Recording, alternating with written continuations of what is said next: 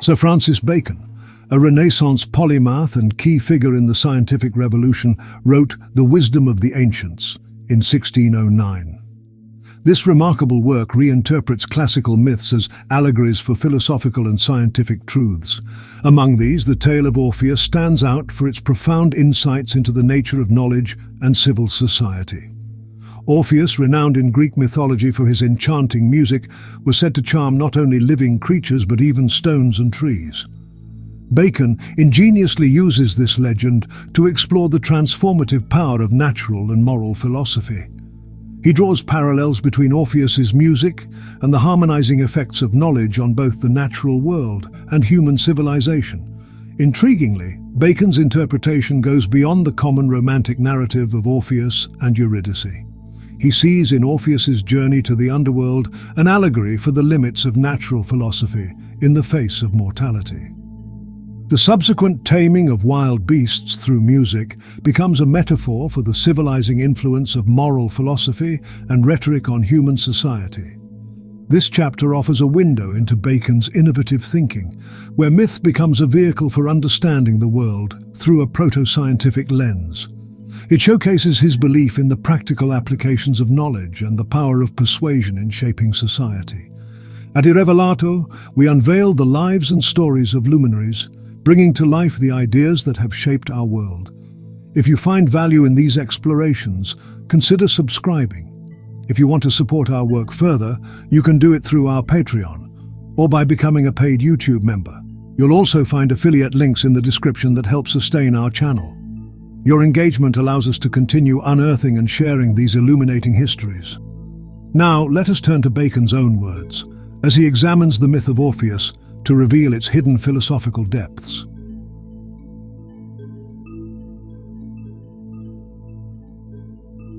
The fable of Orpheus, though trite and common, has never been well interpreted and seems to hold out a picture of universal philosophy, for to this sense may be easily transferred what is said of his being a wonderful and perfectly divine person, skilled in all kinds of harmony, subduing and drawing all things after him by sweet and gentle methods and modulations. For the labours of Orpheus exceed the labours of Hercules, both in power and dignity, as the works of knowledge exceed the works of strength. Orpheus, having his beloved wife snatched from him by sudden death, resolved upon descending to the infernal regions to try if, by the power of his harp, he could re-obtain her. And in effect he so appeased and soothed the infernal powers by the melody and sweetness of his harp and voice, that they indulged him the liberty of taking her back, on condition that she should follow him behind, and he not turn to look upon her till they came into open day. But he, through the impatience of his care and affection, and thinking himself almost past danger, at length looked behind him, whereby the condition was violated, and she again precipitated to Pluto's regions. From this time Orpheus grew pensive and sad, a hater of the sex, and went into solitude, where, by the same sweetness of his harp and voice, he first drew the wild beasts of all sorts about him, so that, forgetting their natures, they were neither actuated by revenge, cruelty, lust, hunger, or the desire of prey, but stood gazing about him in a tame and gentle manner, listening attentively to his music.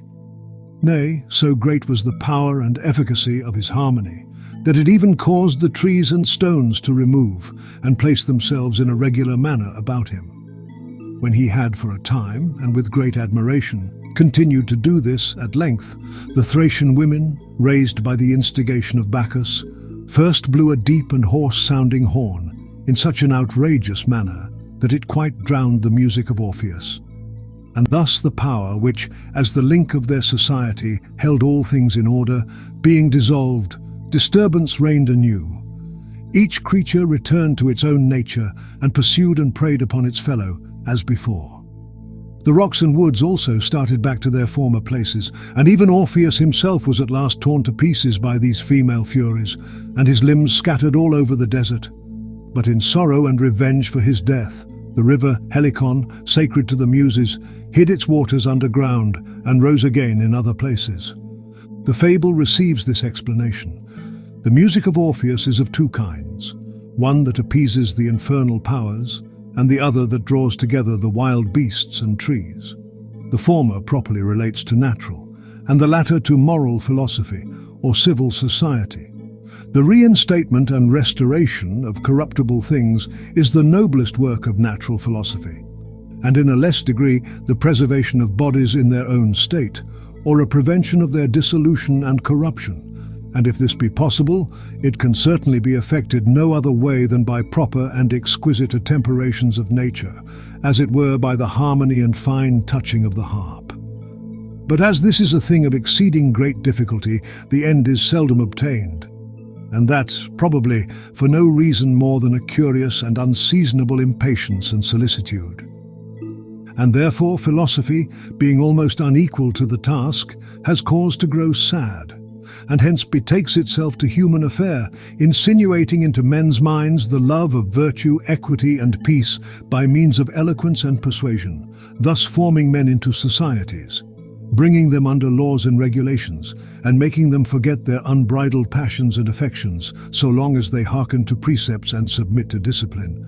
And thus they soon after build themselves habitations, form cities, cultivate lands, plant orchards, gardens, etc., so that they may not improperly be said to remove and call the trees and stones together. And this regard to civil affairs is justly and regularly placed after diligent trial made for restoring the mortal body, the attempt being frustrated in the end, because the unavoidable necessity of death, thus evidently laid before mankind, animates them to seek a kind of eternity by works of perpetuity, character, and fame. It is also prudently added that Orpheus was afterwards averse to women and wedlock, because the indulgence of a married state and the natural affections which men have for their children often prevent them from entering upon any grand, noble, or meritorious enterprise for the public good, as thinking it sufficient to obtain immortality by their descendants without endeavouring at great actions. And even the works of knowledge, though the most excellent among human things, have their periods. For after kingdoms and commonwealths have flourished for a time, disturbances, seditions, and wars often arise in the din thereof. First the laws are silent and not heard, and then men return to their own depraved natures, whence cultivated lands and cities soon become desolate and waste. And if this disorder continues, learning and philosophy is infallibly torn to pieces, so that only some scattered fragments thereof can afterwards be found up and down in a few places, like planks after a shipwreck. And barbarous times succeeding, the river Helicon dips underground. That is, letters are buried, till things having undergone their due course of changes, learning rises again, and show its head, though seldom in the same place, but in some other nation.